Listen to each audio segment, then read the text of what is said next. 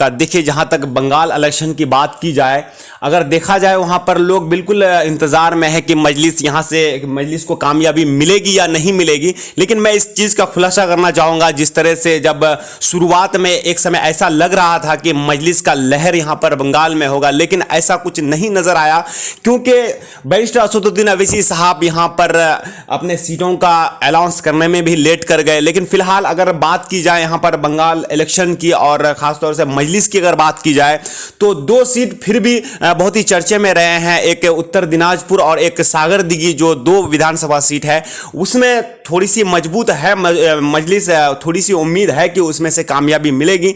लेकिन फिलहाल यहां पर जो वोट हुआ, तो यहां पर सरकार बचाने के लिए वोट हुआ, इसके वजह से मजलिस थोड़ा सा पीछे रह गए। लेकिन अगर मजलिस की बात की जाए, अगर यहां पर बंगाल में जो कि नामो निशान नहीं था, इस तरह से यहां पर काम हुआ है, तो एक तौर से मानिए नवेद साहब की यहां पर जो है बुनियाद डाल दिए हैं मजलिस, और अगले जब लोकसभा इलेक्शन होगा, इससे उसको बहुत फायदा मिलेगा। जिस तरह से आप बता रहे हैं कि इस बार मजलिस इत्तेहादुल मुस्लिमीन शायद वहां पर खाता नहीं खोल पाएगा, क्या यही बोलना चाह रहे हैं आप? जी देखिए, मैं तो वही जाहिर करना चाहूंगा, लेकिन फिलहाल कह नहीं सकते हैं कि खाता नहीं खोल सकता है, क्योंकि मैंने पहले ही आपको जिक्र किया, दो विधानसभा सीट, एक सागर दिघी और एक उत्तर दिनाजपुर, ये दोनों सीट चर्चे में हैं। शायद कि इन दोनों सीट में से एक सीट निकल सकता है मजलिस के लिए। आखिर क्या कारण रहा दो इस वक्त जो एग्जिट पोल और वहां पर जो लगातार ये आ रहे हैं कि मजलिस इत्तेहादुल मुस्लिमीन इतना पिछड़ रहा है रिजल्ट में? जी देखिए, सबसे पहले तो बैरिस्टर असदुद्दीन ओवैसी साहब का जो शुरू में जो सभा था, उसको रद्द कर दिया गया। फिर बाद में जो पूरी ताकत जो झोंक दिए यहाँ पर बीजेपी, आकर सारे नेता यहाँ पर उतर गए बंगाल में। लेकिन यहाँ के लोगों का एक ही रुझान था कि किसी तरह से भी यहाँ ममता दीदी की सरकार को बचानी है। इसके वजह से थोड़ा मजलिस को वोट कम मिला है। और वहीं पर अगर बात की जाए, मजलिस तो दूर की बात, लेकिन अगर वहीं पीरजादे अब्बास सिद्दीकी साहब जो कि बहुत पुराने लोग हैं, यहाँ पर बहुत लोगों का मदद भी कर रहे हैं, लेकिन उनको भी नजरअंदाज कर दिए यहाँ के लोग, इसलिए कि यहाँ पर सरकार को बचाने के लिए, क्योंकि यहाँ के लोग चाहते थे कि यहाँ से बीजेपी का सफाया हो। क्या लग रहा है इस बार ममता दीदी वहां पर फिर से लौटेगी? जी बिल्कुल, यहाँ पर फिर ममता दीदी की सरकार इस बार हर हाल में होगी। तो मजलिस इत्तेहादुल मुस्लिमीन को लेकर हम ये आपसे कहना चाहेंगे कि जिस तरह से शुरुआती दिनों में मजलिस वहां पर चर्चे में रहा, आखिर धीरे धीरे जो उसका ग्राफ नीचे हुआ, ये क्या कारण रहा है वहां पर? तो ये कारण कुछ भी नहीं है। कारण यही है कि यहाँ पर हर हाल में यहाँ के लोग चाहते थे कि बीजेपी को यहाँ पर घुसने ना दे। बीजेपी जिस तरह से दावा कर रहा था इस बार कि यहाँ पर मेरा ही सरकार होगा, इसी चीज़ को लेकर लोग कन्फ्यूजन थे कि आखिर हम लोगों को किस तरफ जाना है। लेकिन यहाँ के लोग एक ऐसा पार्टी की तरफ गए, वही टीएमसी में गए कि हर हाल में इसको सपोर्ट करना है। जबकि पीरजादे अब्बास सिद्दीकी साहब लेफ्ट कांग्रेस की तरफ चले गए, लेकिन उसको भी यहाँ पर लोग ने सपोर्ट नहीं किया, सिर्फ सरकार को बचाने के लिए। असदुद्दीन ओवैसी साहब का नारा है कि अपनी क़यादत को मजबूत करना और साथ ही साथ अपनी जो सियासी लीडरशिप को बनाना, ये उनका नारा वहाँ पर किस तरह से काम आएगा?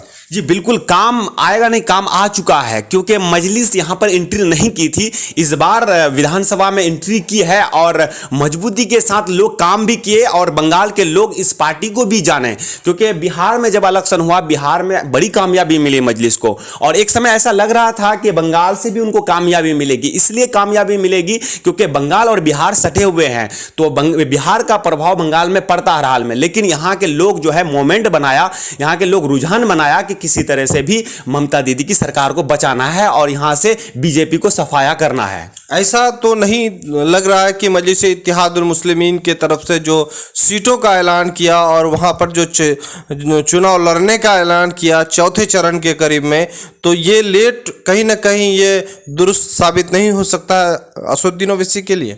जी बिल्कुल, मैं तो पहले ही भी कहा कि थोड़ा सा जैसे कि जिस तरह से शुरुआत में जब मजलिस यहाँ पर आई थी, जब एंट्री की थी, तो एक समय ऐसा लग रहा था कि यहाँ से कम 40 से 50 सीटों में इलेक्शन लड़ती। लेकिन धीरे धीरे जब बैरिस्टर असदुद्दीन ओवैसी साहब का सभा भी रद्द हो गए और यहाँ पर ये कोरोना जो महामारी है उसको भी देखते हुए कई बार बैरिस्टर असदुद्दीन ओवैसी साहब का एक रैली होना था, उसको भी रद्द कर दिया गया। तो इस चीज को लेकर जो है मजलिस थोड़ा सा कमजोर पड़े, इसलिए कमजोर पड़े क्योंकि ये नई पार्टी है, तो खैर पुरानी पार्टी, लेकिन यहां बंगाल के लिए उसको नई पार्टी माना जाता था। लोग इतना करीब से नहीं जानते थे मजलिस को, इसके वजह से यहां के लोग ने रुझान को चेंज किया और ना ही लेफ्ट कांग्रेस को वोट किया है, ना ही मजलिस को, लेकिन एक साथ सब कोई टीएमसी सरकार को बचाने के लिए वोट किए हैं इस बार। ऐसा भी नहीं कि प्रचार करने का कम मौका मिला और लोगों को अपनी बात पहुंचाने का कम मौका मिला, और साथ ही साथ जो वहां पर जिस तरह से शुरुआती रुझान को देखा गया मजलिस को लेकर के लोग उत्साह थे और धीरे धीरे वो सुधरता गया। क्या अगले विधानसभा चुनाव या पंचायत चुनाव, वहां पर जिला परिषद चुनाव, इस तरह के चुनाव में मजलिस को वहां पर और हिस्सा लेनी चाहिए? जी बिल्कुल लेनी चाहिए, हिस्सा हर हाल में लेनी चाहिए, क्योंकि इस बार सभी लोगों का यही रुझान था कि किसी तरह से सरकार को बचानी है। लेकिन जब यहां पर पंचायत इलेक्शन होगा, नगर पालिका इलेक्शन होगा या फिर जिला पार्षद इलेक्शन होगा तो लोग वोट करेंगे मजलिस को, क्योंकि मजलिस को अब करीब से जान चुके हैं। पहले नहीं जानते थे। जब बैरिस्टर असदुद्दीन ओवैसी साहब अपना सभा किए, लोग बहुत बड़ी तादाद में वहां पर मौजूद थे, उनके जो बयान को लोग सुना और जाना भी।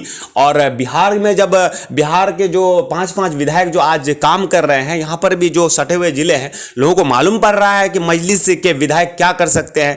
आप देख लीजिए, सारे विधायक, सारे दलों का विधायक बिक रहा है, लेकिन मजलिस का एक भी विधायक नहीं बिका है। ये भी लोग याद कर रहे हैं, ये भी लोगों के जहन में है। बहरहाल हमारे साथ कमाल अमरोही थे और साथ ही साथ बंगाल चुनाव का हम अपडेट ले रहे थे। इस वक्त ताज़ा रुझानों के मुताबिक हम आपको फाइनली रिपोर्ट बता रहे हैं कि बंगाल चुनाव में 2 ऐसे विधानसभा चुनाव हैं जहां पर मजलिस इत्तेहादुल मुस्लिमीन रेस में है। एक तो सागरदिघी में और दूसरा है उत्तर दिनाजपुर में। ये विधानसभा चुनाव में मेहनत भी अधिक हुआ है और साथ ही साथ यहाँ के प्रत्याशी भी काफ़ी मेहनत किए हैं। फिलहाल रिजल्ट आने का इंतज़ार है और वहां पर जिस तरह से लग रहा है रिजल्ट को कि मजलिस इत्तेहादुल मुस्लिमीन का खाता खुलना इस बार मुश्किल है। हाल ही वहां पर पार्टी बुनियाद डाली है और अपना जनाधार को बढ़ाने के लिए संगठन को मजबूत करेगी और फिर अगले चुनाव में वहां पर किस्मत आजमा सकती है। फिलहाल जिस तरह से देखा जा रहा है कि मजलिस इत्तेहादुल मुस्लिमीन को जिस तरह से वहां पर षड्यंत्र रचा और खासतौर पर बैरिस्टर असदुद्दीन ओवैसी को वहां पर एंट्री होने से शुरुआत में लग रहा था कि पीरजादा अब्बास सिद्दीकी और इनका गठबंधन, और ये चर्चा पूरे देश में नहीं बल्कि पूरे बंगाल के आम लोगों के बीच भी चर्चा था कि कहीं ना कहीं अगर पीरजादा अब्बास सिद्दीकी इनका गठबंधन फाइनली तौर पर लोग जो मान रहे थे, लेकिन कोई आधिकारिक या पीरजादा अब्बास सिद्दीकी की तरफ से घोषणा लिखित नहीं था, उस वक्त जो नजर आ रहा था कि 40 से 50 सीट पर मजलिस का गठबंधन वहां पर देखी जा रही थी। लेकिन ये आप षड्यंत्र माने या चुनाव का एक समीकरण माने उस वक्त टला जिस वक्त पीरजादा अब्बास सिद्दीकी कांग्रेस लिफ्ट के साथ हो गए। तो एक तरफ कांग्रेस लिफ्ट भले ही वहां पर चुनाव लड़ी है अलग होकर, लेकिन पीरजादा को भी नुकसानदेह का साबित करना पड़ा, चूँकि मजलिस इत्तेहादुल मुस्लिमीन वहां पर पहले चरण, दूसरे चरण, तीसरे चरण में चुनाव का ऐलान नहीं किया था। ऐसा लग रहा था कि लोग, खासतौर पर बंगाल के लोग, ये इंतज़ार कर रहे थे कि मजलिस के राष्ट्रीय अध्यक्ष बैरिस्टर असदुद्दीन ओवैसी साहब और शायद चुनाव नहीं लड़ेंगे। लेकिन आखिरी चरणों में बैरिस्टर असदुद्दीन ओवैसी साहब का ये फैसला अब क्या साबित हो रहा है, चूँकि लोगों को चुनाव प्रचार करने का कम मौका मिला है, वहीं प्रत्याशियों को भी उतारने का कम मौका मिला है, और साथ ही साथ जो कार्यकर्ता पार्टी के रीढ़ की हड्डी होती है उन्हें भी आम लोगों के पास जाने का कम मौका मिला है। लेकिन ये तय है कि मजलिस के राष्ट्रीय अध्यक्ष बैरिस्टर असदुद्दीन ओवैसी साहब जो चुनावी सभा किए तो उनका असर पड़ा है जो उसका वोट प्रतिशत को बढ़ा सकता है। फिलहाल जो देखा जा रहा है कि वहाँ पर और भी स्टार प्रचारक थे मजलिस के, वहाँ पर नहीं पहुँच पाए। वहाँ जिस तरह से सरकार के प्रशासन ने परेशान किया मजलिस इत्तेहादुल मुस्लिमीन को, और आखिर कोरोना महामारी ने वहाँ पर चुनाव प्रचार को रद्द करना पड़ा।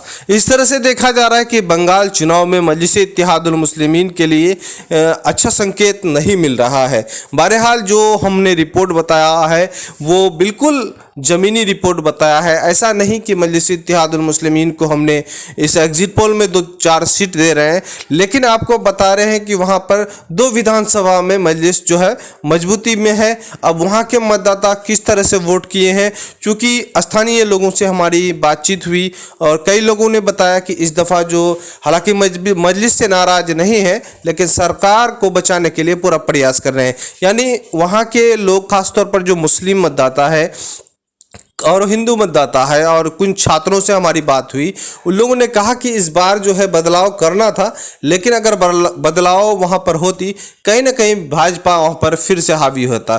क्योंकि बंगाल में भाजपा को पहले से फला फूला है, यहाँ पर बड़ा है, लेकिन इस बार भाजपा पूरी ताकत झोंक दी है शुरू से ही।